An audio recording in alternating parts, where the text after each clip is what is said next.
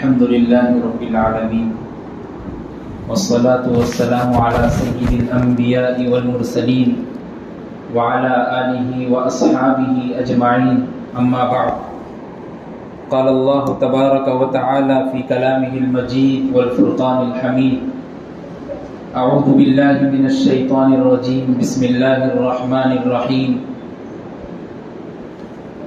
إنا أنزلناه في ليلة مباركة إنا كنا منذرين فيها يفرق كل من أمر حكيم صدق الله العظيم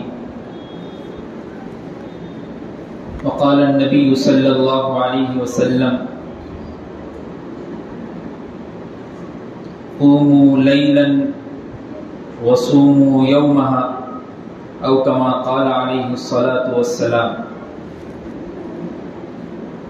حضرات سامعین، اللہ تبارک و تعالی کا یہ قانون ہے کہ جس شے کو بھی اللہ نے دنیا میں پیدا کیا، چاہے وہ انسانی شکل میں ہو یا غیر انسانی شکل میں ہو، کسی کو کسی پر فوقیت دی، کسی کو چھوٹا کیا تو کسی کو بڑا کیا، یہ اللہ کا قانون ہے اور دنیا کے چلنے کے لیے یہی قانون درست ہے۔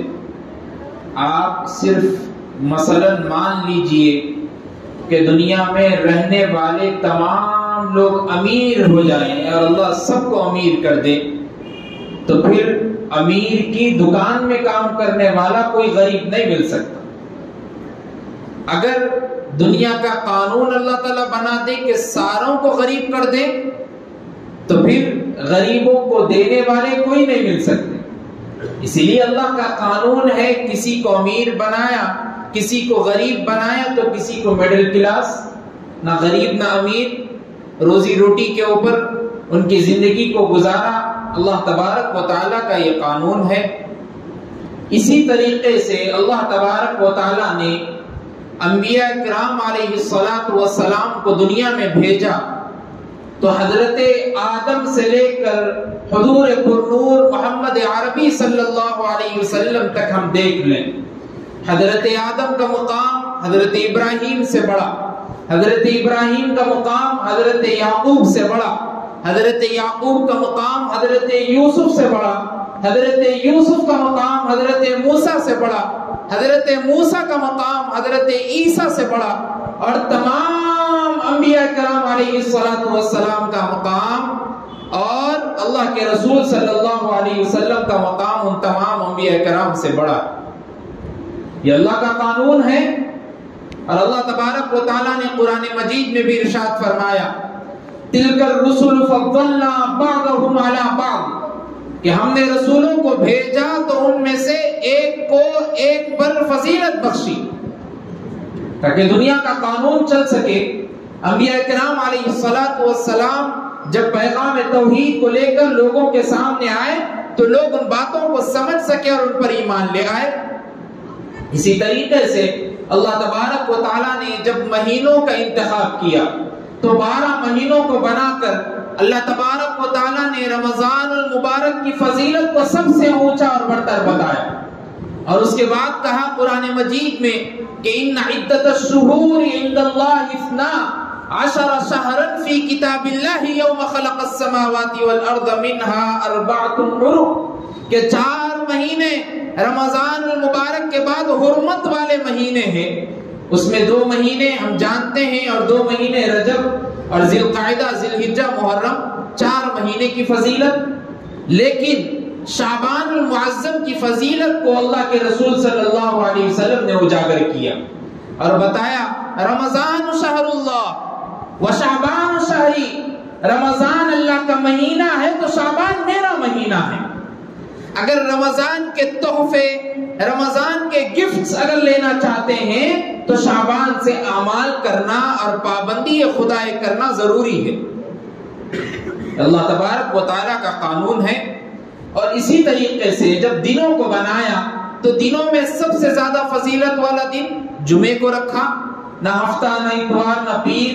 ہم دیکھتے ہیں جمعے کے دن سارے لوگ پانی وغیرہ نہا کر غسل کر نئے کپڑے پہن کر عطر وغیرہ لگا کر مسجد میں حاضر ہوتے ہیں, اور خالی اوقات سے بسا اوقات سے مسجد اس ٹائم پہ زیادہ بھری رہتی ہے, اس لیے کہ فضیلت کا دن ہے جمعے کا دن. اس کی فضیلت کو اللہ کے رسول صلی اللہ علیہ وسلم نے بتایا, اس سے پہلے خود اللہ تبارک و تعالیٰ نے بتایا یا ایھا الذین آمنوا اذا نودی للصلاۃ من یوم الجمعہ, ایمان والو جب جمعے کی نماز کے لیے پکارا جائے فاسعوا الی ذکر اللہ, دوڑتے ہوئے بھاگتے ہوئے اللہ کی ذکر کی طرف آؤ. کسی اور نماز کے لیے نہیں بولا گیا, صرف 5 نمازوں کے لیے ایک ساتھ بولا گیا ان الصلاۃ کانت علی المؤمنین کتابا موقوتا, 5 وقت کی نماز کو پابندی وقت پر نماز ادا کرو. لیکن جمعے کی فضیلت کو بتانے کے واسطے الگ سے بیان کیا گیا. اسی طریقے سے بالکل آئے جب مہینوں کی بات ہوئی, دن کی بات ہوئی, تو دنوں میں سے بھی بعض دن ایسے ہیں جن کی فضیلت کو اللہ کے رسول صلی اللہ علیہ وسلم نے امت کے سامنے بتایا. اور ایک روایت میں اما جان حضرت عائشہ رضی اللہ تعالیٰ عنہ خود فرماتی ہیں کہ اللہ کے رسول صلی اللہ علیہ وسلم نے فرمایا 5 راتیں ایسی ہیں جن میں اللہ تبارک و تعالیٰ عبادت کرنے والوں کی عبادت کو ضرور قبول فرماتے ہیں. اما جان حضرت عائشہ نے پوچھا اللہ کے رسول صلی اللہ علیہ وسلم کون سی راتیں ہیں؟ فرمایا کہ سب سے پہلی رات شب قدر کی رات, دوسری یوم عرفہ کی رات, تیسری شب برات کی رات, اور چوتھی جو ہے شب معراج کی رات کو بتایا گیا. 4 راتیں اللہ کے رسول صلی اللہ علیہ وسلم نے ان کی اہمیت کو امت کے سامنے بتایا, اور اسی میں سے ایک رات جو ہم کو نصیب ہوئی وہ شب برات کی رات ہے جس میں ہم بیٹھے ہیں. اسی کو اللہ تبارک و تعالیٰ نے قرآن مجید میں ارشاد فرمایا انا انزلناہ فی لیلۃ مبارکہ انا کنا منذرین, کہ ہم نے لیلۃ المبارکہ میں قرآن مجید کو نازل کیا. بعض لوگ کہتے ہیں کہ بھائی ادھر میں مبارکہ سے مراد شب برات نہیں ہے, شب قدر ہے. بعض مفسرین کا ماننا یہی ہے, درست بھی ہے کہ اس سے مراد شب قدر ہے, لیکن امام عکرمہ رحمہ اللہ علیہ بڑے مفسر قرآن ہیں جو شیخ عبد القادر جیلانی علیہ الرحمہ کے استاد محترم تھے, فرمایا کرتے ہیں کہ اس رات سے مراد شب قدر ہے, لیکن یہاں پر شب برات مراد دینا زیادہ ضروری ہے, کیونکہ اللہ تبارک و تعالیٰ شب برات کی رات میں بندوں کا فیصلہ کرتے ہیں, اور اللہ تبارک و تعالیٰ نے قرآن مجید کو نازل کرنے کا فیصلہ کیا, اس کے بعد شب قدر میں نازل کی. یہ حضرت اکرمہ رحمۃ اللہ علیہ کی تفسیر میں موجود ہیں. اس سے معلوم ہوا کہ ہم جس رات میں ہیں وہ مبارک رات ہے, اور اللہ تبارک و تعالیٰ نے آگے بھی قرآن مجید میں فرمایا فیہا یفرق کل من امر حکیم, کہ اس رات میں فیصلے کیے جاتے ہیں, اچھائی کے, برائی کے, نیک اعمال کے فیصلے کیے جاتے ہیں. اللہ کے رسول صلی اللہ علیہ وسلم جتنا شعبان المعظم میں روزے رکھتے تھے کسی اور مہینے میں اتنے زیادہ روزے نہیں رکھتے تھے. حضرت اسامہ بن زید رضی اللہ تعالیٰ نے جب اللہ کے رسول صلی اللہ علیہ وسلم سے پوچھا اللہ کے رسول صلی اللہ علیہ وسلم اتنے زیادہ روزے رکھنے کی کیا وجہ ہے, تو اللہ کے رسول صلی اللہ علیہ وسلم نے فرمایا کہ 15ویں شعبان کی رات میں اللہ تبارک و تعالیٰ بندوں کے نامہ اعمال اور رجسٹر کو کھولتے ہیں اور ان کے آنے والے 1 سال تک کا فیصلہ کرتے ہیں. میں چاہتا ہوں کہ جب میرا رجسٹر نامہ اعمال کھولا جائے تو اس میں اچھا فیصلہ ہو. دونوں کائنات کے سردار, فخر موجودات, آمینہ کے لال, عبداللہ کے در یتیم, تمام پیدا ہونے والے انبیاء کرام کے سردار ہیں, امام الانبیاء ہیں. ان کی سوچ کو آپ دیکھیے, رسول کریم صلی اللہ علیہ وسلم فرماتے ہیں میں چاہتا ہوں کہ میرا رجسٹر جب کھولا جائے تو میں روزے کی حالت سے ہوں. اور ہم تو امتی ہیں, ہم تو گنہگار شخص ہیں, ہمارے سے دن میں, گھنٹوں میں, منٹوں میں, سیکنڈوں میں گناہ ہوتے ہیں. اس کے باوجود بھی ہماری کان میں جو تک نہیں رینگتی کہ ہم اللہ کے سامنے گڑ گڑا کر مانیں. اما جان حضرت عائشہ رضی اللہ تعالیٰ عنہ فرماتی ہے کہ ایک مرتبہ اللہ کے رسول صلی اللہ علیہ وسلم کو میں اپنے بستر پر نہیں پائی. نصف شعبان کی رات تھی, 15ویں رات, تو میں نے اللہ کے رسول صلی اللہ علیہ وسلم کو جب بستر پر نہ پائی تو میں نے دیکھا کہ اللہ کے رسول صلی اللہ علیہ وسلم سجدے میں ہیں. اور اما جان حضرت عائشہ فرماتی ہیں میں نے اتنا سجدہ لمبا کرتے ہوئے اللہ کے رسول صلی اللہ علیہ وسلم کو نہیں دیکھا، اور میں نے اپنے کان کو نزدیک لے جا کر سنا تو اللہ کے رسول صلی اللہ علیہ وسلم اپنے گناہوں کی معافی مانگ رہے تھے، اور اللہ کے رسول صلی اللہ علیہ وسلم فرما رہے تھے کہ اللہ عذاب خدا سے بچائیے، آپ کے عذاب سے بچائیے۔ سوچیے، آپ سوچنے کا مقام ہے۔ اللہ کے رسول صلی اللہ علیہ وسلم نصف شعبان کی رات، 15ویں رات کے دن اللہ کے رسول صلی اللہ علیہ وسلم کیا عمل کر رہے ہیں اور ہم کیا عمل کر رہے ہیں، دونوں میں آپ دیکھیے کیا متبادلہ ہے کہ اللہ کے رسول صلی اللہ علیہ وسلم کا اعمال نوافل میں، قرآن مجید کی تلاوت میں، حضرت علی رضی اللہ تعالیٰ خود فرماتے ہیں جب شعبان کا مہینہ شروع ہوتا تو صحابہ کرام رضوان اللہ علیہم اجمعین تمام غریبوں کے درمیان راشن تقسیم کرتے اور ان لوگوں سے کہتے کہ اس رات میں، آنے والی رات میں عبادت کیا کرو تاکہ رمضان کا مہینہ آنے والا ہے اور اللہ تبارک و تعالیٰ اس مہینے کو تمہارے مقدر میں لکھ دے۔ یہ صحابہ کرام رضوان اللہ علیہم اجمعین کا طریقہ عمل تھا، اور ہمارا عمل اور ہمارا کام، ہم شب برات، شب معراج، شب قدر کے نام سے واقف نہیں ہیں، ہم واقف ہیں تو جگنے کی رات سے، ہم واقف ہیں تو دوشے کی بنڈی پہ کھڑے ہونے سے، ہم واقف ہیں تو ہوٹلوں میں چکر لگانے سے، ہم واقف ہیں تو پان ڈبے کے ڈبے پہ جا کر سگریٹ بیڑی نوشی کرنے سے، ہم واقف ہیں تو گاڑیوں کے سائلنسر نکال کر اس میں سے آگ نکال کر لوگوں کو تکلیف دینے میں اور گاڑیوں کو روڈوں پر ایک دوسرے سے فوقیت لے جانے میں، سپیڈ زیادہ چلانے میں واقف ہے۔ ہمارے کو معلوم نہیں ہے رسول کریم صلی اللہ علیہ وسلم کی ساری زندگی ہم نے پڑھی، بیانات کو سنا، مولانا کے بیانات سنتے سنتے ہماری زندگی کا اکثر حصہ گزر گیا، بڑے ہو گئے، بچوں سے لے کر خود کے بچے پیدا ہو گئے، لیکن آج تک عمل کی جب بات آتی ہے تو بس ختم، دونوں ہاتھ ٹوٹ جاتے ہیں، ٹوپی نکل جاتی ہے اور بالوں کو سیدھا طریقے سے کر دیے، گاڑی پہ بیٹھ گئے اور نکل گئے نواب صاحب۔ اور کہاں پھر رہے؟ اولڈ سٹی سے نیو سٹی، نیو سٹی سے اولڈ سٹی، ابا دے دیے پیسے، پیسوں کو پورا برباد کرنا ہے، پیٹرول کی کوئی قیمت نہیں ہے، ابا ڈال دے رہے، پوری گاڑی بھرا کے رکھ دے رہے، ہمارا کام کیا ہے؟ گھومنا ہے، پھرنا ہے۔ کئی کو گھوم رہے بھائی، گھوم رہے اس لیے کہ جگنے کی رات ہے۔ کون بولے جگو بول؟ کون بولے جگو بول؟ ایسا جگو بول کے کون بولے؟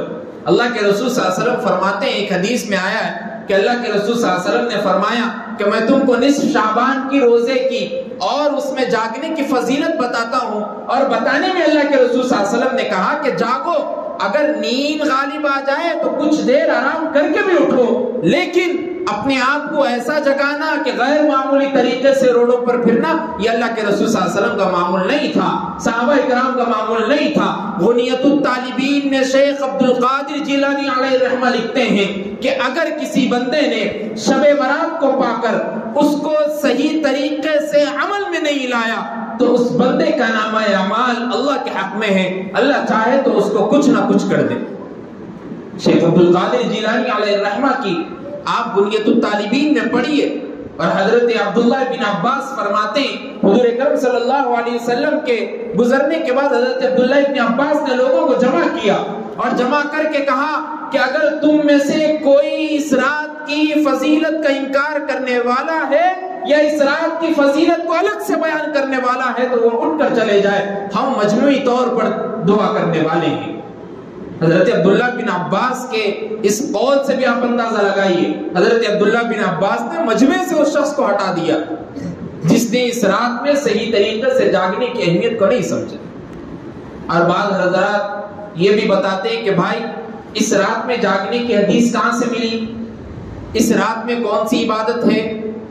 آپ اٹھائیے ابن ماجہ صحاح ستہ کی سب سے مشہور کتاب، آپ فرماتے ہیں حضرت علی رضی اللہ تعالیٰ عنہ کا فرمان ہے، اما جان حضرت عائشہ سے روایت مروی ہے، اما جان حضرت عائشہ فرماتی ہے کہ اللہ کے رسول صلی اللہ علیہ وسلم نے فرمایا کہ عائشہ کہ رات میں وتر کی اور تقریباً نفل نمازوں کی پابندی کرتے ہوئے رات کو گزارو، اور جب صبح کا وقت ہو جائے تو روزہ رکھو۔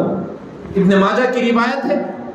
بعض لوگ یہ سوال بھی کرتے ہیں کہ مول صاحب وہ روایت ضعیف ہے، وہ روایت میں کلام ہے، وہ روایت میں بات ہے، وہ اس روایت کو نہیں مانا جائے گا۔ بھائی اگر ایک صحابی نقل کرتا تو ضعیف ہوتی، لیکن میں بتاتا ہوں 18 صحابہ اکرام نے اس روایت کو نقل کیا۔ اب بتائیے 18 صحابہ اکرام نے روایت کو جب منقول کیا تو کیا وہ ضعیف ہو سکتی؟ کیا اس میں ضعف برقرار رہے گا؟ کیا اس میں کمزوری رہے گی؟ اور محدثین تو فرماتے ہیں جو عبادت میں خلل پیدا کرنے والے لوگ ہیں ان سے دور رہنا ہی ضروری ہے۔ اور تقریباً اللہ کے رسول صلی اللہ علیہ وسلم کے معمولات تھے، اور نصف شعبان کے دن ایک اور حدیث میں آتا ہے کہ اللہ کے رسول صلی اللہ علیہ وسلم فرماتے ہیں، اما جان حضرت عائشہ رضی اللہ تعالیٰ عنہا نے فرمایا کہ اللہ کے رسول صلی اللہ علیہ وسلم فرماتے ہیں کہ اس رات میں جس نے عبادت کی اور نوافل کی پابندی کی اور دوسرے دن روزہ رکھا، اللہ کے رسول صلی اللہ علیہ وسلم نے فرمایا اس کے گناہوں کو اللہ تبارک و تعالیٰ ایسے مٹا دیں گے کہ اس کی ایسی مغفرت کر دیں گے کہ بنو کلب کے بکریوں سے زیادہ لوگوں کی اس رات میں مغفرت ہوگی۔ بنو کلب عرب میں ایک مشہور قبیلہ تھا جس میں بہت زیادہ بکریاں پالے جاتے تھے، بہت مشہور بکریوں میں تھا قبیلہ۔ تو اللہ کے رسول صلی اللہ علیہ وسلم نے اسی سے مشابہت دی کہ جتنے اس میں بکریاں ہیں ان بکریوں کے جتنے بال ہیں ان کے اوپر ان کو کوئی گن نہیں سکتا، ان سے زیادہ بندوں کی مغفرت اس رات میں ہو جاتی ہے۔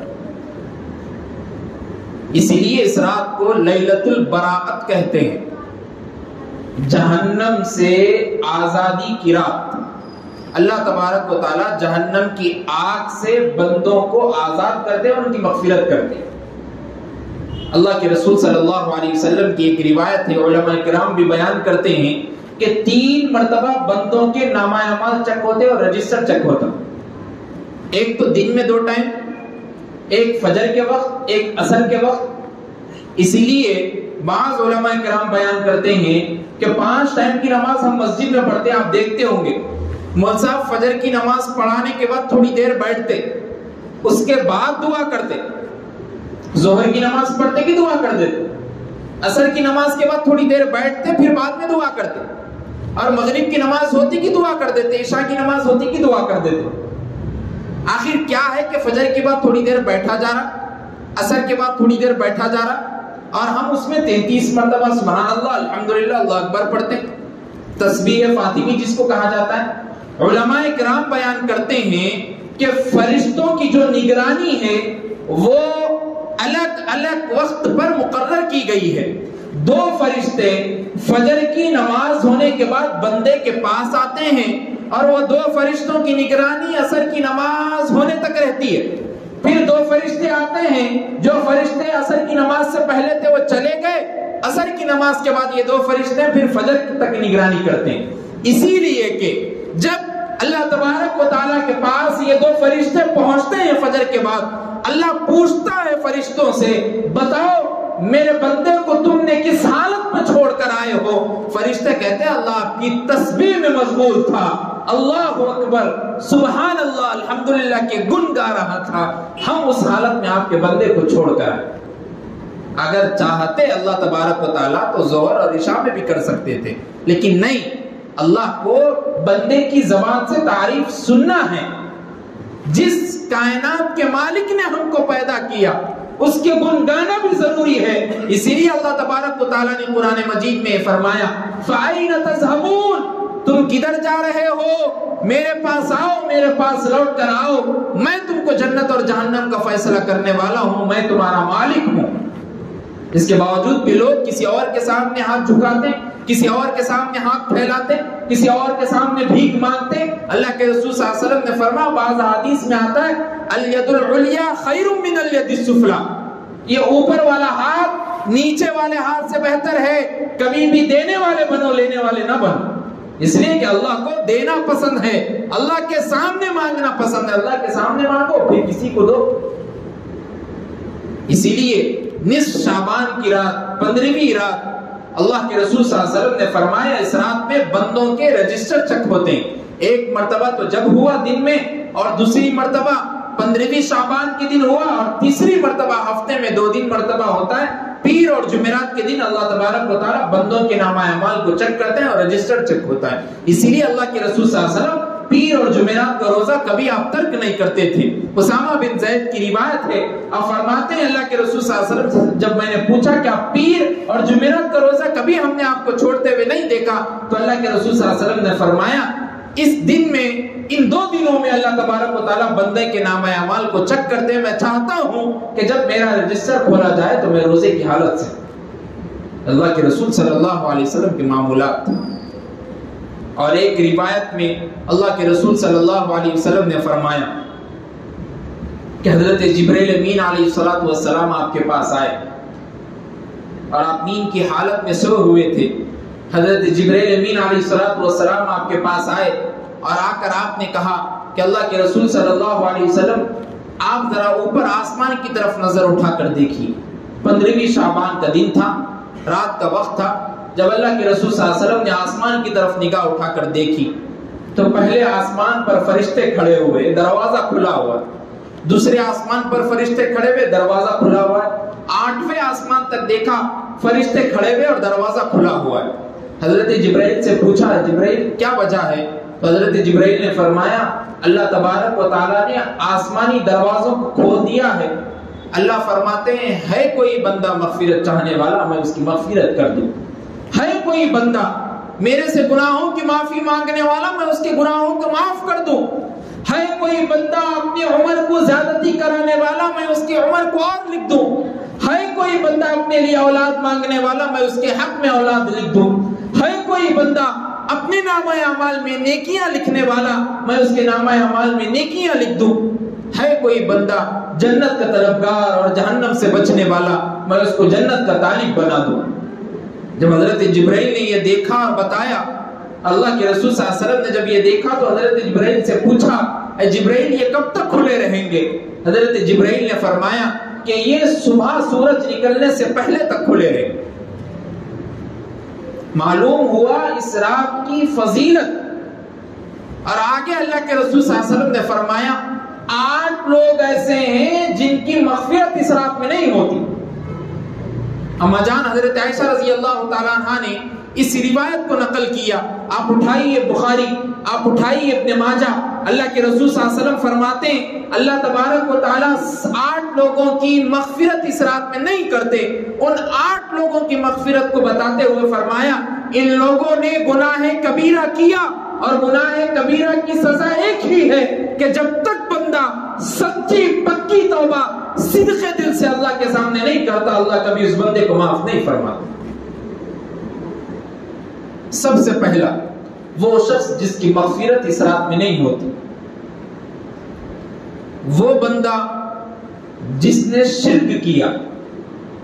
ہم ایسے ماحول میں، ایسی سوسائٹی میں رہ رہے ہیں جہاں پر روز نت نئے فرقے ایجاد ہوتے ہیں اور ہر نئی بات ہمارے تک پہنچتی ہے، اور لوگوں کو آج کل میں دیکھتا ہوں کہ احادیث کریمہ جب ان کو سنائی جاتی ہے تو بعض لوگ بولتے ہیں مصعب یہ ہر بیان میں سنتے ہم لوگ، جب بھی شب برات آتی یہ روایت سناتے، یہ حدیث بتاتے، جب بھی شب معراج آتی تو وجہ بولتے کہ اللہ کے رسول صلی اللہ علیہ وسلم براق پر بیٹھ کر وہاں گئے، وہاں سے وہاں گئے، اور کبھی بھی شب قدر آتی تو یہ بولتے کہ قرآن نازل ہوا، کبھی بھی محرم آتا تو شہادت حسین سناتے۔ دوسرا نہیں ہے کیا؟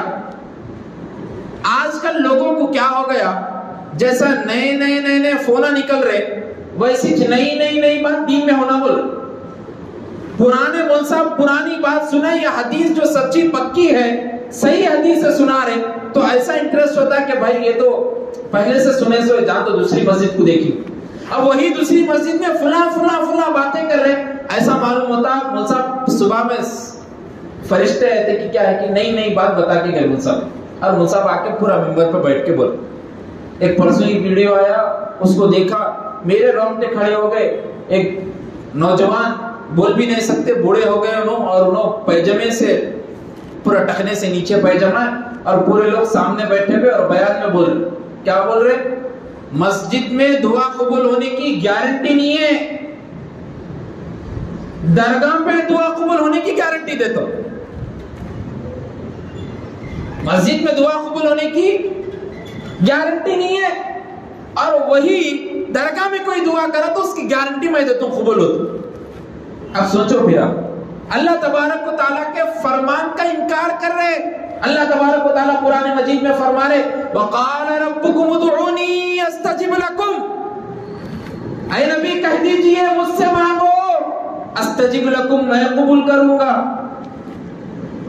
اللہ خود فرما رہے جب کوئی بندہ مجھ سے مانگتا ہے تو میں قبول کرتا ہوں. اور مولانا صاحب کھڑے ہو کے پورے مجمع میں بول رہے گارنٹی نہیں ہے مسجد میں دعا قبول ہونی. اور پورے لوگ سامنے سے کیا بول رہے کیسی بات کریں نہیں پوچھ رہے ان سے. سبحان اللہ مول صاحب کہیں کو نئی بات معلوم ہو ان کو دین. آج تک پورے مول صاحب خالی مسجد کو چاہو بولے نا, وہ مول صاحب دوسری جگہ جاؤ بولے. اور مول صاحب بولے وہاں جا کے ایک اور کام کرو نیا جو مسجد میں کرتے تھے اس کی گارنٹی نہیں دے رہا ہوں, وہاں جا کے کرنے کی دے رہا. اب ان کو آزادی مل گئی. آزادی کہیں کی مل گئی؟ ایک تو مسجد میں پورے مرد حضرات رہتے دیکھ نہیں سکتے, وہاں درگاہ میں گئے تو پورے رہتے وہاں دیکھ سکتے, سب کچھ ہو سکتا وہاں, اس لیے ہم وہاں جا کے دعا کریں. ایسے ایسے لوگ ہمارے پاس ہیں اور لوگ ان کے بیانات سن کے لطف اندوز ہوتے, خوشی مسرت میں جھومتے رہتے اور جھولتے رہتے اور سمجھتے کہ پوری رات سنے, رات میں بستر پہ جانے سے پہلے سنتے کہ میں آج مول صاحب کا 1 گھنٹے تک بیان سن کے آیا. مول صاحب 1 نمبر باتاں بولے کو.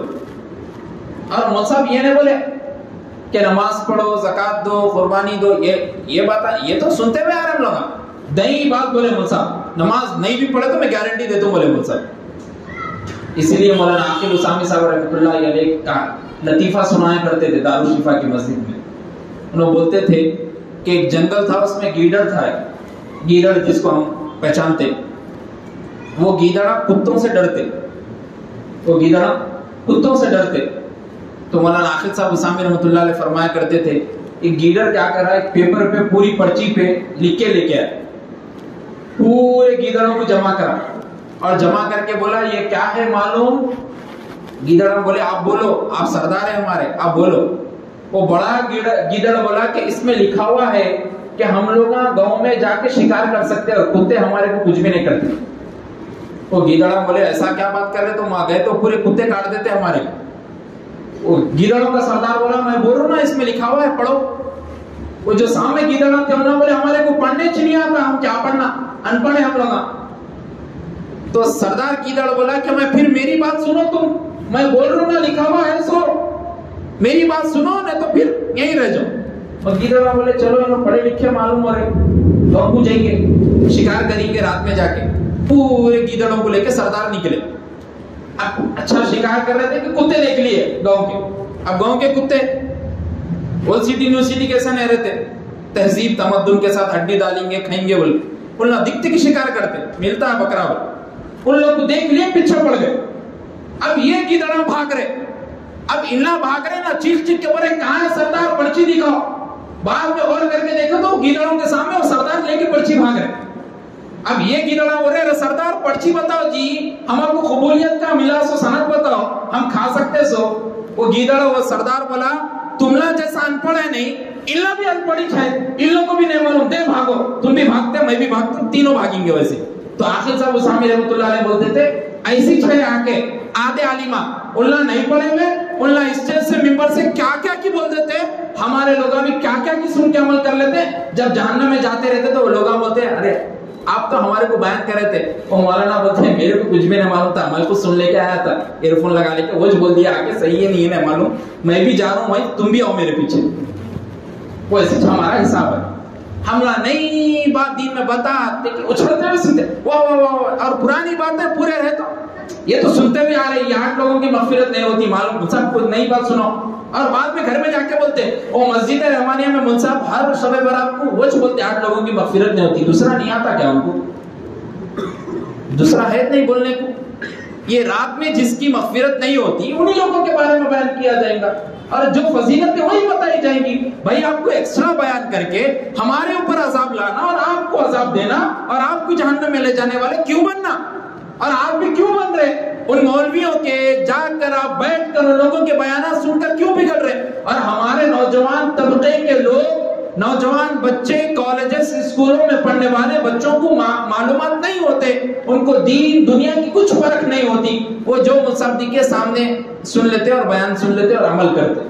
اب آپ لوگ ذہن میں یہ بھی سوچ رہے ہوں گے کہ مول صاحب آپ بھی بول رہے آپ کی بات پہ عمل کرنا کی, اگر کچھ بھی ایسی نئی بات مول صاحب کی دکھی بیان ہونے کے بعد مول صاحب کو پکڑو، مول صاحب کو پکڑ کے بولو جب تک نہیں بتائیں گے حدیث میں جب تک نہیں چھوڑ دوں تمہارے. اور یہ مول صاحب بغیر قرآن کی دلیل کے بغیر حدیث کے دلیل کے آپ کو بتائے تو پھر آپ کیا کرتے کرو. اتنی شرط کے ساتھ تو بات کر سکتے نا. سب سے پہلا آدمی جس کی مغفرت نہیں ہوتی وہ مشرک ہے. سمپل سی بات. کافر اور مشرک میں فرق، کافر اور مشرک میں فرق بہت سارے لوگوں کو نہیں معلوم ہوتا. میں بتاتا ہوں کہ کافر اور مشرک میں فرق بالکل واضح. کافر وہ جو خدا کو مانے ہی نہیں، کافر وہ جو خدا کو مانے ہی نہیں. مشرک وہ جو خدا کو مانتے ہوئے اس کے برابر کسی کو مانے. سمجھ میں آئی بات؟ اس کی آسان سی مثال دیتا ہوں. میں گھر کا مکاندار، میرے کو آپ نہیں پہچانتے تو آپ اجنبی ہے، آپ دوسرے ایریے کے رہنے والے.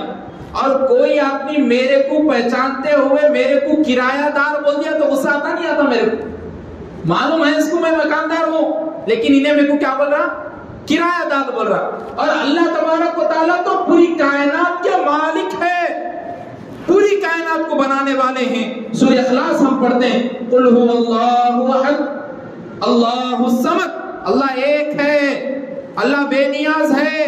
لم یلد ولم یولد، نہ اس نے کسی کو پیدا کیا نہ اس کو کسی نے پیدا کیا. ولم یکن لہ کفوا احد، اس کے برابر بھی کوئی نہیں ہو سکتا. اور شرک کی یہی وجہ ہے کہ آدمی اللہ کے برابر کسی کو سمجھ بیٹھتا ہے اور اس کی عبادت ویسے ہی کرتا ہے. میں اس جگہ پہ رک کے ایک شرکیہ ٹیم اور ایک شرک کرنے کے اڈے کو بتا. میں یہ نہیں بول رہا کہ نہیں جانا، پہلے ہی بول رہا ہوں میں کھلے طور پہ.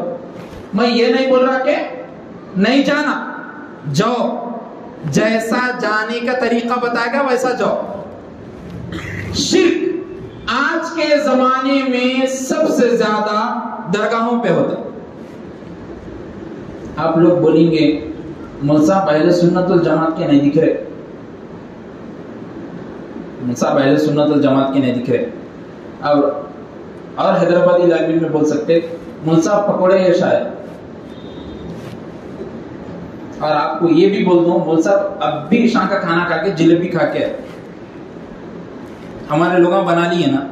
ایک پکوڑے الگ ہوتے، ایک جلیبی الگ ہوتی، بوندی الگ ہوتی، میٹھی الگ ہوتی، کھاری الگ ہوتی. ہم بچپن میں سنتے تھے، اب تک سنتے ہوئے آ رہے، اور سنتے سنتے ہم بھی بوڑھے ہو جائیں گے، وہ ختم نہیں ہوگا. اس لیے تو علماء کئی کو اجلاس کر رہے، کیا بول کے ایک لیبل لگا رہے. کیا ہے عنوان پہ اجلاس ہو رہا؟ اتحاد امت.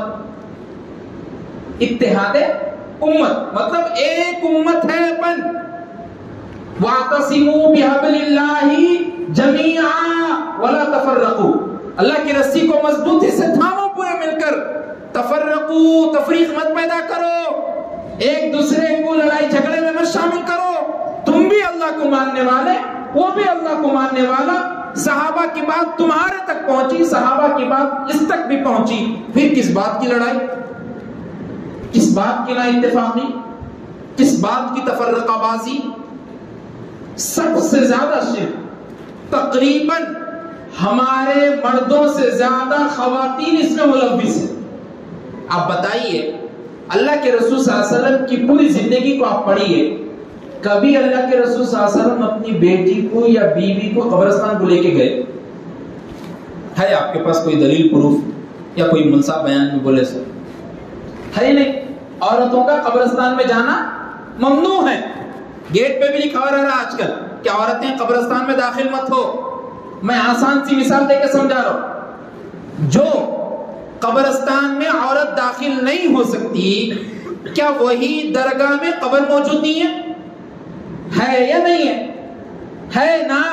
تو وہی عورت جو قبرستان میں نہیں جا سکتی درگاہ میں کیسے جا سکتی؟ نہیں مول صاحب وہ عام آدمیاں ہے، یہ اولیاء اللہ ہے. تو میرا سوال ہوتا کیا عام آدمیوں سے پردہ ہے، اولیاء کرام سے پردہ نہیں ہے؟ نعوذ باللہ ہو ہی نہیں سکتا. وہ اولیاء کرام ہیں، جن کی تعریف میں خدا قہار نے کہا الا ان اولیاء اللہ لا خوف علیہم ولا هم يحزنون، قسم ہے خدا کی، اللہ کے ولی تو وہ ہیں جو صرف اس سے ڈرتے ہیں، دنیا کا غم نہیں کرتے، وہ اللہ کے ولی ہیں۔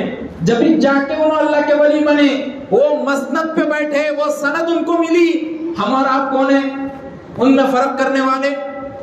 کئی علماء کرام کے میں بیانات سنا، یوٹیوب پہ کئی لوگوں کے بیانات سنا، کوئی مولوی آج تک کسی آدمی کو سامنے بیٹھ کر یہ نہیں بتا سکا کہ خواجہ معین الدین اجمیری چشتی رحمت اللہ علیہ کی زندگی کیسی تھی، انہوں نے دین کے خاطر کیا کیا قربانیاں دی، آج تک کسی مولوی نے نہیں بتایا۔ بتایا تو کیا بتایا؟ اجمیر جاؤ، بتایا تو یہ بتایا کہ باہمی آدمی عورت دونوں ایک دوسرے سے ٹکرا کر اجمیر شریف میں گھسا کرو۔ اب بتائیے کیا آپ کے گھر کی خواتین کو کسی غیر مرد کے ساتھ دبتا ہوا دیکھنا چاہتے ہیں؟ درگاہ میں وہی ماحول ہے، شرک تو پیدا وہیں سے ہو رہا۔ لوگوں کا عقیدہ بن گیا، کیا عقیدہ بن گیا کہ بھائی جب تک وہاں نہیں جاتے یہاں کا کام نہیں ہوتا، جب تک وہاں نہیں جاتے یہاں کا کام نہیں ہوتا۔ ایک آسان سی مثال دے کے میں سمجھاتا ہوں۔ ایک کانچ کی گلاس میرے ہاتھ میں ہے، ایک کانچ کی گلاس میرے ہاتھ میں ہے، ایک مرتبہ نیچے گر گئی نہیں پھوٹی، دو مرتبہ نیچے گر گئی نہیں پھوٹی، کانچ کی گلاس ہے، تین مرتبہ نیچے گر گئی نہیں پھوٹی۔ اتنے میں امی کو بولا کہ امی کیا بات ہے، تین مرتبہ کانچ کی گلاس نیچے پھوٹی، نیچے گری نہیں پھوٹی؟ امی بولے بیٹا یاد ہے کل گئے تھے اپن وہی یہاں تک مل رہا اپنے کو۔ میں بولا نہیں امی ویسا کیسا ہوتا، اللہ ہے جو ہے، اللہ کی قدرت ہے، زندگی چل رہی، دنیا چلا ہے۔ میرا ایسا بولنا تھا، میں وہ کانچ کی گلاس کو نیچے نہیں رکھا، گدے پہ رکھا، پھٹ گئی۔ امی بولے امی کیا بولا، یہ ابھی کیا بولے تم؟ نہیں ہوتا کچھ بھی بولے نا، یہ لوگ پھٹ گئے۔ عقیدہ بدلو، بچوں کو سکھایا ذرا۔ خواتین اور اس کام میں 99% خواتین ملوث ہے۔ آپ میرے اعتبار کرو یا نہ کرو، آپ عثمانیہ ہاسپٹل کے پاس جاؤ، وہاں پر سونی کی دکان ہے، مول صاحب دعائیں پڑھتے سب، اور پورے عورتیں بچوں کو لے کے کھڑے ہوئے، شوہر سے پوچھتے بھی نہیں، باز جنے ویسے ہی نکل جاتے، بعد میں آ کے شوہر کو بولتے میں جا کے آئی ہوں، اجازت اتنے لیا، آپ گھر کے باہر کیسا جا سکتے؟ شریعت تو یہ بول رہی، امت محمدیہ کی خاصیت تو یہ، ہماری عورتیں لائن میں کھڑی ہوئی، کوئی بے پردہ ہے، کوئی پردے کے ساتھ ہے تو ادھر ادھر مڈلتے ہوئے، کوئی وہاں ہے تو ارے اب تو یہیں جا کے نا تھوڑا چار مینار گھوم لے کے آ، کچھ بھی نہیں بولتے۔ عقیدہ بن گیا لوگوں کا، جب تک وہاں پر نہ جایا جائے کچھ ملنے والا نہیں ہے۔ آپ بتاؤ، اللہ تبارک و تعالیٰ قرآن مجید میں فرماتے ہیں ان اللہ لا یغفر ان یشرک بہ، کہ اللہ شرک کرنے والے کی مغفرت نہیں کرتے، وَيَغْفِرُ مَا دُونَ ذَلِكَ لِمَن يَشَاءُ، اگر شرک کے علاوہ کچھ اور کر رہا اللہ مغفرت کر دیتے۔ آپ اٹھائیے قرآن مجید میں، بغیر دلیل کے بات نہیں کر رہا ہوں، بغیر دلیل کے بات نہیں کر رہا ہوں میں۔ ہاں اولیاء کرام کے مزاروں پر جانا مستحب ہے، اجازت ہے، جا سکتے محبتاً، عقیدتاً نہیں جا سکتے، محبتاً جا سکتے۔ اور خواتین کے لیے تو باہر گیٹ پہ لکھ کے لگا دینا آج کل اندر نہیں آ سکتی، آپ خواتین تو جا ہی نہیں سکتی کھلے طور پر۔ اللہ شرک کرنے والے کی مغفرت نہیں کرتے۔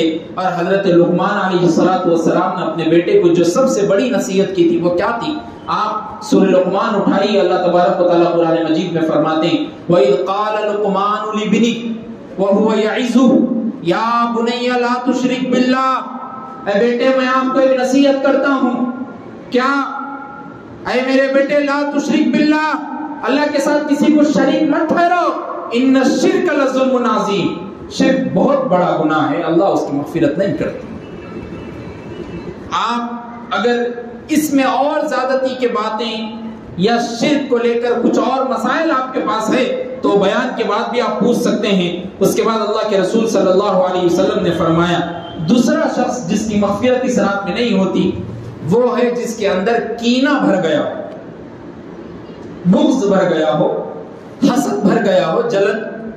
اللہ تبارک و تعالیٰ نے قرآن مجید میں ارشاد فرمایا لا تحاسدوا، حسد مت کرو، لا یغتب بعضکم بعضا، ایک دوسرے کو برے القاب سے بھی مت پکارو، اور بغض اور عداوت بھی ایک دوسرے کے اندر مت رکھو۔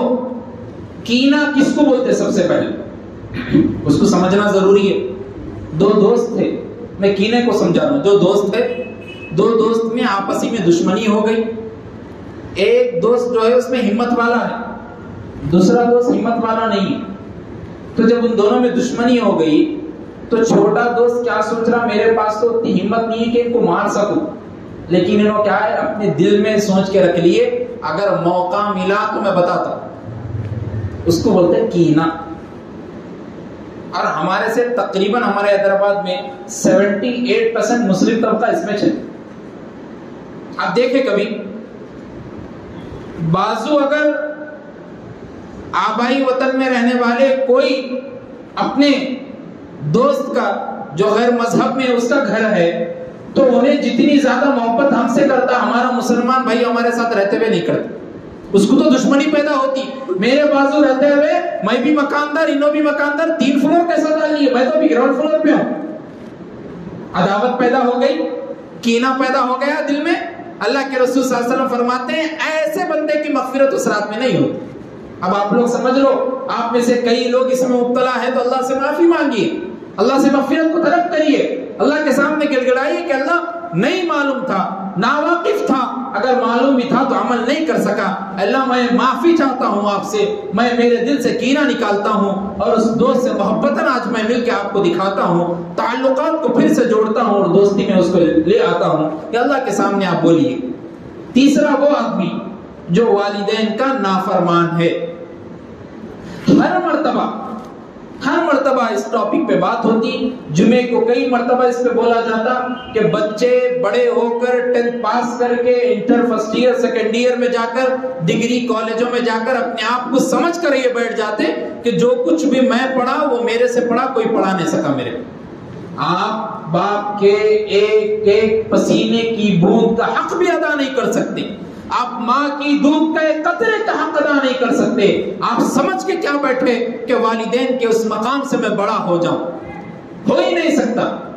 اللہ کے رسول صلی اللہ علیہ وسلم کے پاس ایک صحابی آئے، آپ نے فرمایا اللہ کے رسول صلی اللہ علیہ وسلم سب سے زیادہ حسن سلوک کس کے ساتھ کروں؟ آپ نے فرمایا اپنی ماں کے ساتھ، پھر فرمایا ثم من، پھر کون؟ پھر فرمایا ثم امک، پھر تمہاری ماں، پھر فرمایا ثم من، پھر کون؟ پھر فرمایا ثم امک، تمہاری ماں۔ پھر چوتھی مرتبہ جب آپ نے پوچھا ثم من، پھر کون؟ آپ نے فرمایا ثم ابوک، تمہارے باپ کے ساتھ۔ معلوم ہوا باپ سے زیادہ درجہ ماں کا ہے۔ ماں کی ایک بددعا عرش کو ہلا کر رکھ دیتی، اور اللہ فرماتے ہیں ساری کائنات کے کام کو روک کے رکھ دو، اس ماں نے اپنے بچے کے لیے بددعا دی ہے، اس بددعا کو پہلے قبول کرو۔ آپ سوچئے ہم کن کاموں میں ملوث ہیں، ہم کن کاموں میں پڑے ہوئے ہیں۔ وہ ماں باپ جنہوں نے اپنی زندگی کے ایڑیاں چوٹیوں کی محنت کر کے بچے کو پروان چڑھانے کی کوشش کی، وہی بچہ بڑے ہو کر ماں باپ کو اولڈ ایج ہوم میں لا کر رکھ دیا، وہی بچہ بڑے ہو کر ماں باپ کو غیر سوسائٹی کے درمیان میں رکھ دیا۔ ایک اولڈ ایج ہوم میں میرا جانا ہوا، معلوم ہوا وہاں جا کر میں نے پوچھا کہ آپ کہاں کے رہنے والے؟ وہ خاتون بتاتی ہے کہ بھائی بیٹے میں تو بنجارا ہلز کی رہنے والی ہوں، میری بچی MBBS کرے گی، بچہ یورپ میں رہتا ہے۔ لیکن میں پوچھا، عش ہو گیا اور پوچھا والدہ آپ اتنی دور سے یہاں تک آ گئے وٹے پلی پہ، آپ کو کس نے چھوڑا؟ بولتے ہیں میرے کو ایک کار میں لائے، یہاں پر رکھ دیے، میرے کو معلوم ہی نہیں کون سا ایریا ہے۔ میں اپنی بیٹی سے اور اپنے بیٹے سے یہی بات کہنا چاہتی ہوں کہ بیٹا آپ جہاں کہیں بھی رہو، آپ محبت میں رہو، امن میں رہو، اگر کچھ آپ کو تکلیف ہوگی تو ماں کے دل کو درد ہوگا۔ سوچیے آپ ماں کا درجہ کیا ہے، باپ کا درجہ کیا ہے، ہم کیا سمجھ کے بیٹھے ہم کیا سمجھ لیے کہ ان کو اگر اف بول دیں گے، ان کو اگر دورے سے بات کر دیں گے، ان کے سامنے جھڑکیاں دے دیں گے تو کیا ہو جائے گا؟ ایک مشہور واقعہ علامہ فخر الدین الباقی نے اپنی کتاب میں نقل کیا. 2 بچے تھے، اپنے باپ سے ہمیشہ کہا کرتے تھے کہ ابا آپ نے ہمارے لیے کیا کیا؟ ابا بولتے تھے کہ بیٹا میں نے جو تمہارے لیے کیا ہے وہ تم کر نہیں سکتے. بار بار بیٹے یہی تانے دیتے تھے کہ ابا آپ نے ہمارے لیے کیا کیا، ابا آپ نے ہمارے لیے کیا کیا. ایک وقت ایسا آیا کہ باپ کا انتقال ہوا. باپ کے انتقال سے پہلے باپ نے 2 بیٹوں کو بلایا اور بلا کر وصیت کی کہ بیٹا یہ جو گھر بنا ہوا ہے اس کے نیچے ایک پرچی کو میں نے لکھ کر گاڑا ہے، اس پرچی کو پڑھ لینا، تم کو معلوم ہو جائے گا کہ تمہارے باپ نے تمہارے واسطے کیا کیا کیا. اس کے بعد اس باپ کا انتقال ہوا. 2 بچوں نے جلدی جلدی کام کیا، میت کو نہلایا، غسل دیا، کفن پہنایا، قبر میں لے جا کر دفنا دیا. بھاگتے ہوئے آئے، 2 بھائیوں نے مل کر گھر کو گرایا، کھودنا شروع کیا، یہاں تک کہ وہ پرچی ان کو ملی. جب اس پرچی کو اس نے پڑھا تو باپ کے ہاتھوں سے لکھا ہوئی بات معلوم ہوئی. باپ نے لکھ کے گئے تھے کہ باپ نے لکھا تھا کہ بیٹا اس بلڈنگ کو تم نے گرا دیا، تمہارے باپ سے تم پوچھا کرتے تھے کہ باپ نے تمہارے لیے کیا کیا. اب باپ یہ کہتا ہے کہ اس کو کھڑا کر کے پھر سے دکھاؤ، معلوم ہوگا کہ تم سمجھو گے کہ باپ نے تمہارے لیے کیا کیا. سوچیے آپ اس بلڈنگ کو کیا وہ بچے پھر سے کھڑا کر سکتے؟ آج کے زمانے میں پراپرٹی خریدنا آپ کے بوڑھے ہونے کی علامت ہے. آج کے زمانے میں ذاتی گھر میں رہنا آپ کے 2 بچے ہونے کی علامت ہے. یعنی آپ کی محنت کرتے کرتے 20 سے 30 سال گزر گئے، اس کے بعد 50 سے 60 گز آپ کا ہوا، 100 گز ہوا، اس سے زیادہ نہیں. اب وہ بچے کیسے کھڑا کر سکتے؟ باپ ہے، اس کی محنت ہے جو آج ہم کو یہاں مل رہی. ماں باپ کی فکر کریں، ان کا خیال رکھیں.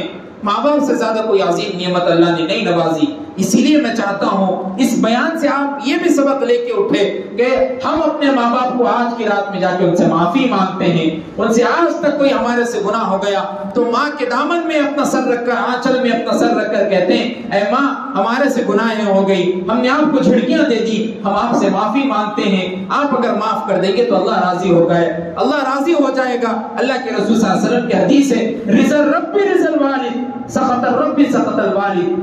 اگر والدین راضی ہو گئے تو اللہ راضی ہو گیا، والدین ناراض ہو گئے تو اللہ ناراض ہو گیا. اس کے بعد اللہ کے رسول صلی اللہ علیہ وسلم نے فرمایا، اور ایک جس کی مغفرت نہیں ہوتی اس کے بارے میں فرمایا کہ جس نے اپنے ٹخنوں سے نیچے پیجامہ رکھا اس کی مغفرت نہیں ہوتی. اب پیجامے سے مراد غنیت الطالبین میں شیخ عبد القادر جیلانی علیہ الرحمہ کہتے ہیں یہاں پر پیجامے سے مراد ہر وہ کپڑا ہے جو نیچے پہنا جاتا ہے، جس کو ہم لنگی کہتے ہیں، ازار کہتے ہیں، پیجامہ کہتے ہیں، پینٹ کہتے ہیں، نائٹ پینٹ کہتے ہیں، جینز کہتے ہیں، کوئی بھی ہو جو نیچے پہنا جائے گا وہ سارے اس میں شامل ہے. کیوں؟ اس لیے کہ یہ غرور اور تکبر کی علامت ہے. اللہ چاہتا ہے کہ اس ٹخنوں سے اوپر رکھ کر آپ گھوما کرو، اور بندہ کہتا ہے کہ اللہ آپ کے کہنے کے باوجود میرے اندر ایٹیٹیوڈ بہت ہے، میں ٹخنوں کے نیچے ہی رکھ کر گھوما کروں. اللہ کے رسول صلی اللہ علیہ وسلم بخاری میں روایت ہے، اصح درجے کی روایت ہے، فرماتے ہیں ما اسفل من الکعبین من الازار فی النار. جس نے اپنے پیجامے کو ٹخنوں سے نیچا چھپا دیا وہ جہنم میں رہے گا. آپ سوچ لیجئے، آپ غرور و تکبر کی علامت میں ڈوبے ہیں. بعض لوگ یہ سوال کرتے ہیں کہ موسیٰ ہم نیچے رکھ رہے ہیں لیکن تھوڑا بھی ایٹیٹیوڈ غرور تکبر نہیں ہے ہمارے اندر. تو میرا ان کو جواب ہے کہ جب نیت اوپر ہی رکھو، جب نیت ہو اوپر ہی رکھو، مسنون عمل ہو جائے گا، اللہ کے رسول صلی اللہ علیہ وسلم کی سنتوں پہ عمل ہو جائے گا. بعض بچے فیشن پرستی میں نئے نئے طریقے کے کپڑے اور جینس میں مبتلا ہے. بعض بچے ایسے جینس پہنتے ہیں جو ڈھٹے ہوئے رہتے ہیں، بعض بچے ایسے جینس پہنتے ہیں جس کو پورا ٹخنا ہی نظر آتا ہے، گھٹنا ہی نظر آتا ہے. اور میں بہت ساری جگہوں پر دیکھا دکانوں پر جو پینٹ سب سے اچھا ہے وہ 500 روپے میں، جو پھٹے ہوا ہے 2000 روپے میں. پریشان ہو گیا میں دیکھ کے، اس میں تو نماز بھی نہیں ہوتی، انہوں پھٹے ہوئے پینٹ کو ریٹ زیادہ لگا کے دے رہے. اور ہمارے بچے کیا بولتے ہیں، ابا کو اشارہ کر کے وہ چھونا میرے کو، اور ابا کیا ہے محبت میں دلا دے.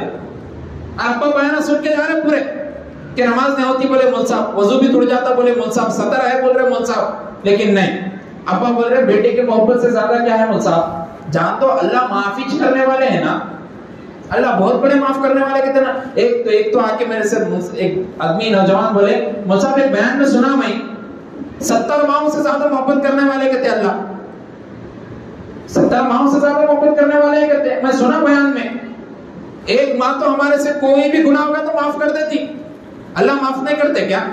میں بولا خالی تمہارے کو مصعب یہ سنا ہے کیا؟ مصعب یہ نہیں سنا ہے اللہ جتنا زیادہ معاف کرنے والے اتنے ہی بڑے خطرناک سخت عذاب دینے والے بھی.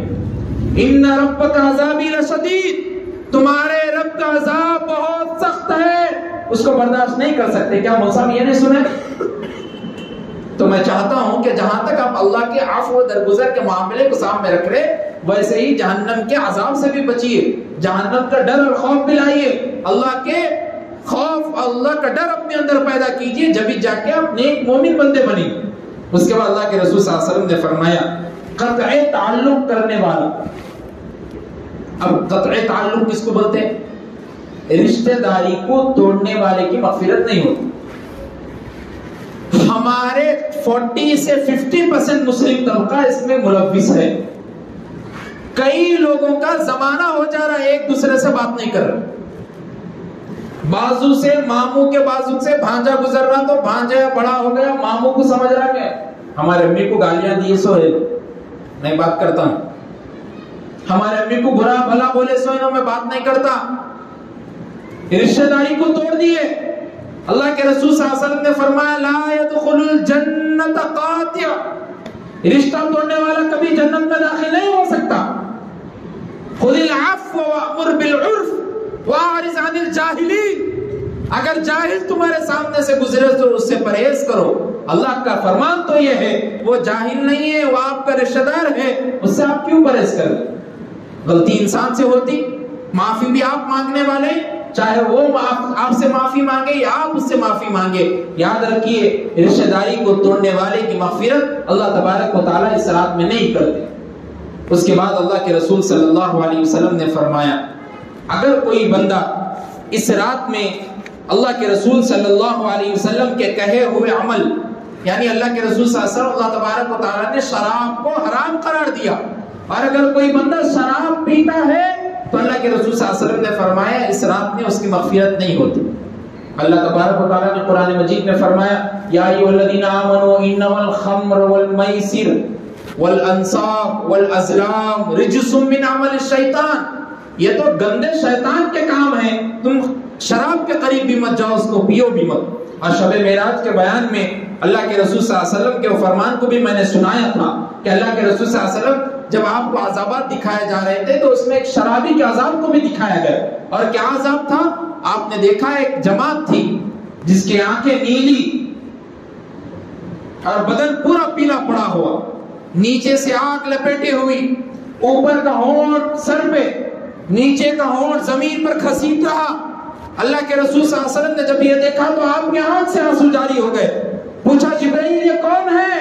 اتنا خطرناک عذاب دیا جا رہا ہے. جبرائیل نے فرمایا اللہ کے رسول صلی اللہ علیہ وسلم یہ آپ کی امت کا وہ آدمی ہے جو شراب پیا کرتا تھا. ہم برداشت نہیں کر سکتے، ہمارے اندر اتنی طاقت نہیں ہے، ہمارے باڈی میں ہم سمجھتے ہیں کہ بھائی 4 کو گرا دیں گے 5 کو مار دیں گے، لیکن اللہ کی طاقت کے سامنے ہمارے پاس 0% بھی طاقت نہیں. طاقت تو چھوڑیے، اگر کوئی پہلوان ہم سے بڑھا جائے تو ہم اس کا مقابلہ نہیں کر سکتے. آپ سوچیے اللہ کے مقابلے میں کیسے آ سکتے ہیں آپ؟ اللہ کے عذاب کو کیسے برداشت کر سکتے ہیں ہمارا؟ اس لیے جہاں تک ہو سکے شراب نوشی میں اگر کوئی آدمی مبتلا ہے تو اس رات میں اس کی مغفرت نہیں ہوتی. آپ کوشش یہ کریے کہ بہت سارے لوگ یہ بھی بولتے ہیں کہ مول صاحب ہم بیانات میں سنتے رہتے ہیں کہ شراب نہیں پینا، سوچتا ہوں مول صاحب نہیں پینے کی نیت بھی کرتا ہوں، لیکن ہو جاتا ہے ایسا ایک مرتبہ کہ اس کی عادت نہیں چھوڑتی. میں لوگوں کو ایک اور نصیحت یہ کرنا چاہتا ہوں کہ بھائی ماحول اور دوستانے کا اثر ہوتا ہے جو اس طرف آپ جاتے ہیں. سب سے زیادہ بنیادی بات دوستانہ اور ماحول خراب کرتا بچوں. ایک دوست اگر ساتھ میں رہنے والا دوست سگریٹ پیتا تو تھوڑی دیر 1-2 ہفتے ہوتے کہ دوسرے دوست کو اس کا مزہ لگ جاتا. ایک دوست جوئے میں مبتلا ہے تو تھوڑے دن ہوتے دوسرا دوست اس میں مبتلا نہیں تھا انہیں بھی مبتلا ہوتا. اور وہی آپ ایمانی حالت میں آ جاؤ نیکی کے کاموں کی طرف آ جاؤ. ایک دوست اگر نماز کا پابند ہے تو دوسرا دوست نماز کو آتا اس کے ساتھ. ایک دوست اگر نماز پڑھ کے قرآن کی تلاوت کر رہا دوسرا دوست قرآن کی تلاوت کرتا نماز کے بعد. اب دوستی کا اثر ہے. اس لیے علامہ سعدی رحمۃ اللہ علیہ نے فرمایا تھا صحبت صالح ترا صالح کنت طالح قرا طالح کنت. نیک لوگوں کی صحبت میں رہو نیک بنو گے, گندے لوگوں کی صحبت میں رہو گے تو گندے بنو گے. اب فیصلہ ہمارے ہاتھوں میں آپ کیسا دوستانہ بناتے. تو جہاں تک ہو سکے یہ جتنے لوگوں کی آپ کے سامنے بات بتائی گئی ان لوگوں کی مغفرت اس رات میں نہیں ہوتی. ہم اس رات کو ویسے ہی گزارے جیسے اللہ کے رسول صلی اللہ علیہ وسلم کا فرمان ہے, جیسے اللہ کے رسول صلی اللہ علیہ وسلم نے کر کے دکھایا. اما جان حضرت عائشہ رضی اللہ تعالیٰ عنہ فرماتی ہے ایک مرتبہ اللہ کے رسول صلی اللہ علیہ وسلم کو میں نے نصف شعبان کی رات میں نہیں پائی تو میں نے اللہ کے رسول صلی اللہ علیہ وسلم کو دیکھا کہ آپ جنت البقیع میں گئے ہیں, قبرستان میں گئے ہیں اور وہاں جا کر آپ مردوں کے لیے قبرستان کے لوگوں کے لیے دعائیں مغفرت کر. یہ بھی آپ کا معمول تھا. اور جہاں تک ہو سکے آج کل تو ایک بہت بڑا ٹرینڈ نکل گیا. کیا نکلا کہ 2 دن پہلے شب برات سے پورے قبرستان کو چونا مار دیتے. مردے بھی اندر سے بولتے ہوں گے سال میں ایک ہی مرتبہ یاد آ رہا ہوں میں میرے بیٹے کو, سال میں ایک ہی مرتبہ یاد آ رہا ہوں میں میرے بیٹے کو. بہت کم لوگ ایسے ہیں جن سے ملنا ہوتا جو دن میں ہفتے میں یا جمعے کے دن قبرستان کو جاتے زیارت و قبول کرتے اور وہاں جا کر دعائیں مغفرت کرتے. بہت کم لوگ, اپنے مسلم طبقے کی بات کر رہا ہوں. اکثر لوگ تو زیادہ لوگ تو شب برات کے دن ہی جاتے. تو میں لوگوں سے یہ بھی بات کہنا چاہتا ہوں کہ بھائی اللہ کے رسول صلی اللہ علیہ وسلم نے اپنی 63 سال کی زندگی میں صرف ایک مرتبہ آپ گئے شب برات.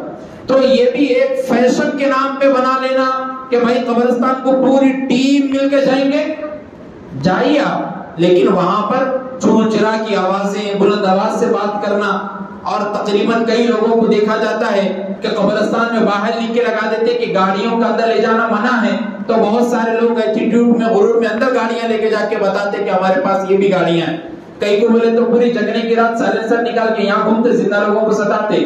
وہاں پر وہی سائلنسر کی نکلی ہوئی گاڑی قبرستان میں لے جا کے بتاتے یاد ہے دادا میں ایسے گھومتا تھا ابھی بھی ایسے گھوم رہا ہوں. دادا بھی اندر سے بولتے بیٹا مت کرو تم میرے پوترے میں سمجھا رہا ہوں. یا آنے کے بعد نہیں پھر نہیں سدھرتے بہت برا مارتے, ادھر آوازیں بھی نہیں جاتی باہر تک. ابا مار رہے روم میں سے تو امی بچاتے آ کے, آواز آ رہی میری بیٹی کی جان نکل گئی کیا بول کے. یہاں تو سیدھا 8 ختم ہوتی کی پہچانے والے نہیں, کون سی آواز آ رہی نہیں معلوم ہوتا. وہ ہے قبر.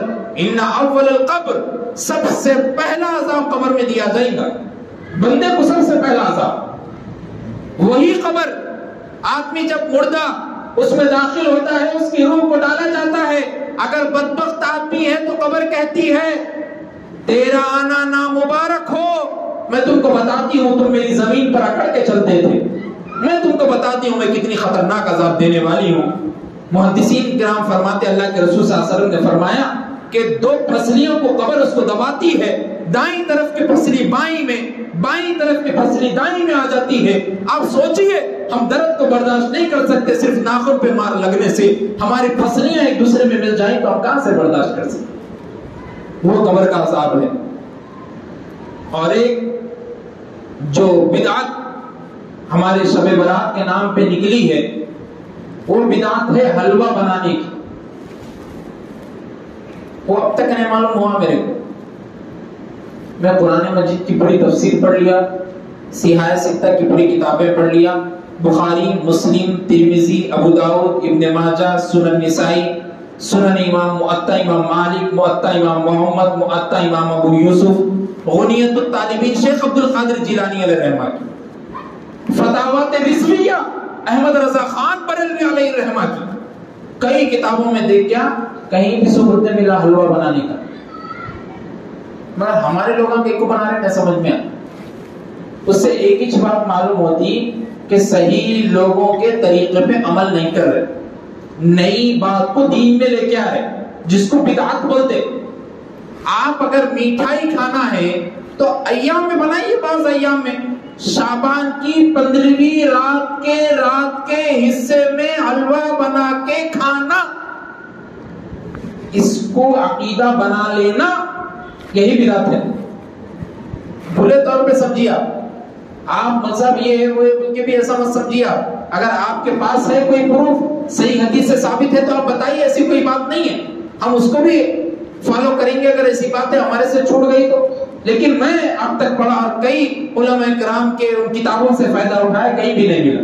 ہاں البتہ آپ جاگتے ہیں تو بعض علماء کرام یہ بیان کرتے ہیں کہ بھائی جاگتے ہوئے پورے لوگ رہتے ہیں، خاندانی لوگ رہتے ہیں، تو علماء کرام بیان کرتے ہیں کہ ایک بات مستحب یہ ہے کہ تمام لوگ ایک ساتھ بیٹھ کے کھانا کھا لیں تاکہ امن محبت وہ قائم رہے۔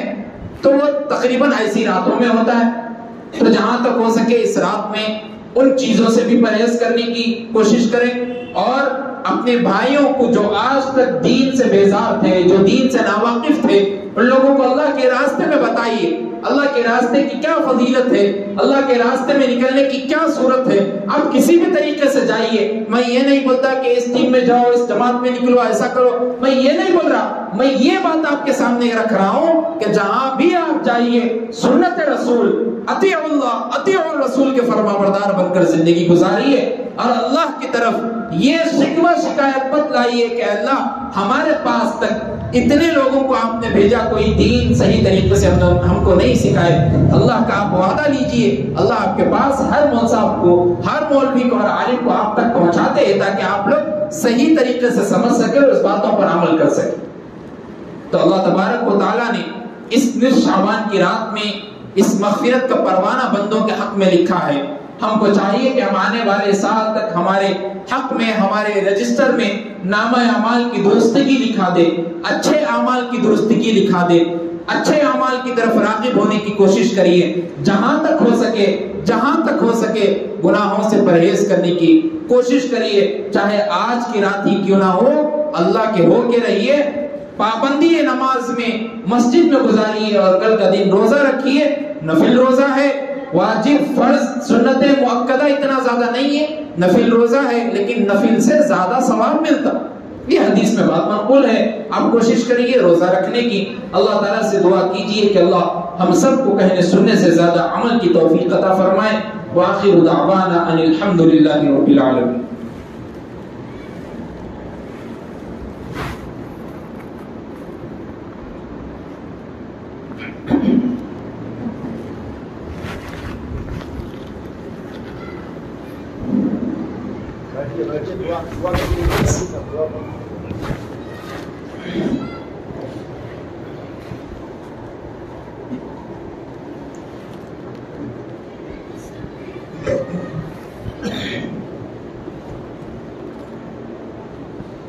الحمدللہ رب العالمین، اللہم صلی وسلم وبارک علی سیدنا محمد وبارک وسلم۔ ربنا آتنا فی الدنیا حسنة وفی الآخرة حسنة وقنا عذاب النار۔ ربنا اننا سمعنا منادیا ینادی للایمان ان آمنوا بربکم فآمنا۔ ربنا فاغفر لنا ذنوبنا وکفر عنا سیئاتنا وتوفنا مع الابرار۔ اللهم بارك لنا في رجب وشعبان وبلغنا رمضان۔ اللهم من أحييته منا فأحيه على الإسلام، ومن توفيته منا فتوفه على الإيمان۔ اللهم إنا نسألك موجبات رحمتك وعزائم مغفرتك والغنيمة من كل بر والسلامة من كل إثم، لا تدع لنا ذنبا إلا غفرته ولا هما إلا فرجته ولا حاجة هي لك رضا إلا قضيته يا أرحم الراحمين یا اکرم الاکرمین۔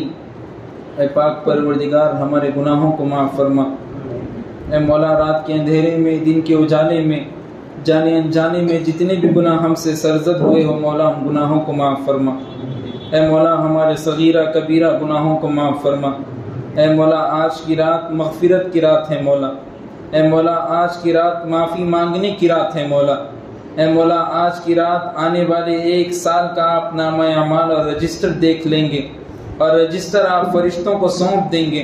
اے مولا ہمارے حق میں بہتر ہی لکھیے۔ اے مولا ہم آپ کے بندے ہیں، ہم مانتے ہیں ہم گندے ہیں، لیکن آپ کی رحمت تو اس سے بڑی ہے مولا۔ آپ رحمان الرحیم ہیں، آپ غفور الرحیم ہیں، آپ مالک الملک ذوالجلال والاکرام ہے۔ اے اللہ آپ کے علاوہ کوئی گناہوں کو کیا معاف کر سکتا ہے؟ اللہ ہم آپ سے اسی لیے بھیک مانگتے ہیں، اپنے گناہوں کی بھیک مانگتے ہیں۔ اے مولا ہمارے گناہوں کو معاف فرما دیجئے، اے مولا ہمارے گناہوں کو معاف فرما دیجئے۔ ہمارے پاس اتنی طاقت نہیں ہے کہ ہم قبر کے عذاب کو برداشت کر سکے، ہمارے پاس اتنی قوت نہیں ہے کہ ہم قبر کے عذاب کو برداشت کر سکے۔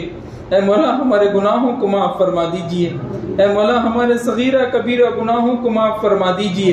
اے مولا جب تک آپ معاف نہیں کریں گے ہمارے ہاتھ نہیں جھکیں گے، ہمارا دامن جب تک نہیں بھریں گے ہمارا دامن نہیں جھکے گا۔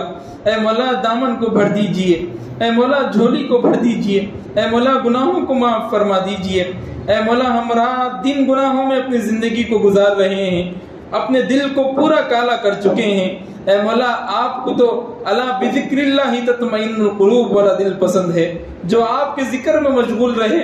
ہم تو اپنے کاموں میں مصروف ہیں، بیوی بچوں کو پالنے میں مصروف ہے، اولادوں کو پالنے میں مصروف ہے، دنیا کے کاموں کے کرنے میں مصروف ہے۔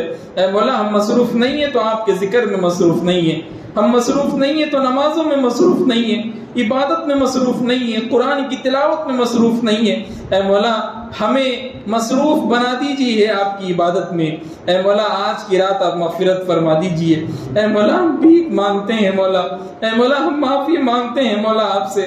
اے مولا آپ کے علاوہ کوئی اور معاف کرنے والا نہیں ہے۔ اے مولا منکر نکیر کے سوالات ہم پر آسان فرمائیے، اے مولا منکر نکیر کے سوالات ہم پر آسان فرمائیے۔ اے مولا جنت الفردوس میں اعلیٰ سے اعلیٰ مقام عطا فرمائیے۔ ہماری قبروں کو نور سے منور فرمائیے، ہماری قبروں کو نور سے منور فرمائیے۔ زندگی کا کوئی بھروسہ نہیں ہے، آج ہم زندہ ہیں یا کل ہم نہ رہیں ہمیں نہیں معلوم۔ اے اللہ آپ تو سارے عالم سے باخبر ہیں، کالے پہاڑ پر کالی رات میں کالی چیونٹی بھی چل رہی ہو تو آپ اس سے واقف ہے، آپ سے کوئی چھپ نہیں سکتا۔ ہم چار دیواری کے اندر اکیلے بیٹھ کر سمجھتے ہیں کہ ہم گناہ کریں گے تو کوئی نہیں دیکھے گا، لیکن اے اللہ ہم کو معلوم ہے آپ دیکھتے ہیں، اس کے باوجود بھی ہم گناہ کرتے ہیں۔ اے مولا ہم کتنے گندے ہیں مولا، اے مولا معاف فرما دیجئے، اے مولا معاف فرما دیجئے۔ آپ جب تک معاف نہیں کریں گے ہمارے ہاتھ نہیں رکیں گے، ہمارے آنسو نہیں تھمیں گے۔ اے اللہ معاف فرما دیجئے، اے مولا معاف فرما دیجئے۔ جتنے بھی مسلمان پریشان حال ہیں ان کی پریشانیوں کو دور فرمائیے، جتنے بھی مسلمان پریشان حال ہیں ان کی پریشانیوں کو دور فرمائیے۔ جو مسلمان قرضے میں ڈوبے ہوئے ہیں غیب سے ان کی قرضے کی ادائیگی کو پوری کر دیجئے۔ اے مولا جتنے مسلمان مرحومین اس دنیا سے جا چکے ہیں سب کو جنت الفردوس میں اعلیٰ سے اعلیٰ مقام عطا فرمائیے، ان کی قبر کو نور سے منور فرمائیے، ان کو کروٹ کروٹ چین و سکون عطا فرمائیے، ان کی قبر میں جنت کی کھڑکیاں کھول دیجئے۔ اے مولا کئی نوجوان اس میں بیٹھے ہیں، کئی بوڑھے حضرات اس میں بیٹھے ہیں، ان کو اور ہم کو کسی کو نہیں معلوم کہ ہم کب چلے جائیں گے، لیکن آج کی رات آپ نے ہم کو نصیب فرمائی ہے، اس سے معلوم ہوتا ہے کہ آپ ہم سے خوش ہیں۔ اے مولا ہماری مغفرت فرما دیجئے نا مولا، اے مولا ہماری مغفرت فرما دیجئے نا مولا۔ اے مولا کئی اس میں سامعین میں کئی کے ماں باپ اس دنیا سے جا چکے ہیں مولا، سب کو جنت الفردوس میں جگہ عطا فرمائیے، سب کو اعلیٰ سے اعلیٰ مقام عطا فرمائیے، ان کی قبروں کو نور سے منور فرمائیے۔ اے مولا آج کل کے حالات کو دیکھ کر ایسا معلوم ہوتا ہے کہ مسلمان کچھ کام کا نہیں ہے، لیکن آپ کا فرمان ہے وَأَنْتُمُ الْأَعْلَوْنَ إِن كُنتُم مُؤْمِنِينَ، آپ فرماتے ہیں اگر تم ایمان والے بن کے رہو گے تو تم ہی سر بلند رہو گے۔ اس سے معلوم ہوتا ہے کہ ہمارا ایمان کچا ہے۔ اے مولا ہمارا ایمان کچا ہے، اے مولا ہمارے ایمان کو پکا کر دیجئے۔ آج کے زمانے میں مسجدیں پکی ہیں لیکن نمازی کچے ہیں، اے مولا آپ نمازی بھی پکے بنا دیجئے۔ اے مولا ہم کو 5 وقت نمازی پڑھنے والا بنا دیجئے، اے مولا 5 وقت نمازی ہم کو بنا دیجئے۔ اے مولا جتنے بھی گنہگار ہم گناہ کرتے کرتے ہم تھک چکے لیکن ہم پھر بھی گناہ کر رہے ہیں، اے مولا آپ کو معلوم ہے، اے مولا ہماری مغفرت فرما دیجئے نا مولا۔ اے مولا جو مانگا ہے وہ بھی عطا فرما دیجئے، جو مانگنے سے رہ گیا وہ بھی عطا فرمائیے۔ کئی نوجوان بچیاں گھروں میں بیٹھی ہیں مولا، بن بیاہی بیٹھی ہوئی ہے مولا، ان کے لیے صحیح سالم جوڑا عطا فرمائیے، ایسا جوڑا عطا فرمائیے جو حضور پاک صلی اللہ علیہ وسلم کی سنتوں پہ عمل کرتا ہو، ایسا جوڑا عطا فرمائیے جو اللہ اور اس کے رسول سے سچی محبت کرتا ہو۔ اے مولا ایسے جوڑے سے ان کو بچائیے جو ان 8 قسم کے جن کی مغفرت نہیں ہوتی اس میں مبتلا ہو۔ اللہ ہمیں معاف فرما دیجئے، اے مولا ہمارے نامہ اعمال کو بہتر ہی لکھیے، اے مولا ہماری مغفرت فرما دیجئے، اے مولا جو مانگا ہے وہ بھی عطا فرمائیے، جو مانگنے سے رہ گیا ہو وہ بھی عطا فرمائیے، ہماری دعاؤں کو حضور پاک صلی اللہ علیہ وسلم کے صدقے طفیل میں قبول فرمائیے۔ وآخر دعوانا ان الحمد للہ رب العالمین۔